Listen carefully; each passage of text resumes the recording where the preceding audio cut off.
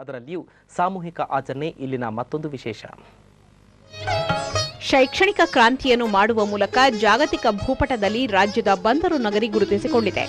ದೀಪಾವಳಿಗೆ ರಜೆ ಇದ್ದರೂ ದೂರದ ಊರಿನ ವಿದ್ಯಾರ್ಥಿಗಳಿಗೆ ಊರಿಗೆ ಹೋಗುವ ಅವಕಾಶ ಇರುವುದಿಲ್ಲ.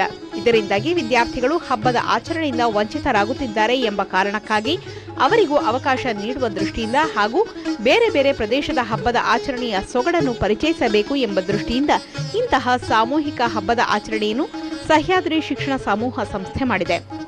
ಊರನ್ನು ಬಿಟ್ಟು ಅಧ್ಯಯನಕ್ಕಾಗಿ ಬಂದ ವಿದ್ಯಾರ್ಥಿಗಳಿಗೆ ಕುಟುಂಬದವರೊಂದಿಗೆ ದೀಪಾವಳಿ ಆಚರಿಸಲು ಸಾಧ್ಯವಾಗಿಲ್ಲ ಎಂಬ ಕೊರಗು ಬರಬಾರದೆಂಬ ಉದ್ದೇಶದೊಂದಿಗೆ ಈ ಆಚರಣೆ ನಡೆದಿದೆ ಎನ್ನುತ್ತಾರೆ ಸಹ್ಯಾದ್ರಿ ಸಂಸ್ಥೆ ಅಧ್ಯಕ್ಷ ಮಂಜುನಾಥ್ ಭಂಡಾರಿ. ಬಾನೆತ್ತರಕ್ಕೆ ಹಾರುವ ಪಟಾಕಿ, ಜ್ಞಾನ ದೇಗುಲ ಪೂರ್ತಿ ಹಣತೆ, ಗೂಡು ದೀಪ, ಹೆಜ್ಜೆ ಹೆಜ್ಜೆಗೂ ರಂಗೋಲಿಯ ವೈಭವ, ತಮ್ಮೂರಿನ ಸಾಂಪ್ರದಾಯಿಕ ಧೆರಸಿನೊಂದಿಗೆ ನೂರಾರು ವಿದ್ಯಾರ್ಥಿಗಳು ತಮ್ಮ ಸಾಂಸ್ಕೃತಿಕ ಚೌಕಟ್ಟಿನಲ್ಲಿ ಆಧುನಿಕತೆಯ ಸ್ಪರ್ಶದೊಂದಿಗೆ ಬೆಳಕಿನ ಹಬ್ಬ ದೀಪಾವಳಿಯನ್ನು ಆಚರಿಸಿದರು.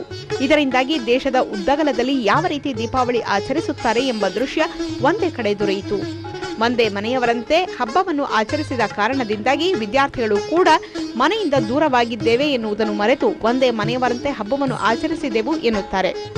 ಒಟ್ಟಿನಲ್ಲಿ ಅಧ್ಯಯನಕ್ಕಾಗಿ ಪೋಷಕರಿಂದ ದೂರ ಇರುವ ವಿದ್ಯಾರ್ಥಿಗಳಲ್ಲಿ ಆನಂದ, ತೃಪ್ತಿ ಕಂಡುಬಂದಿತ್ತು.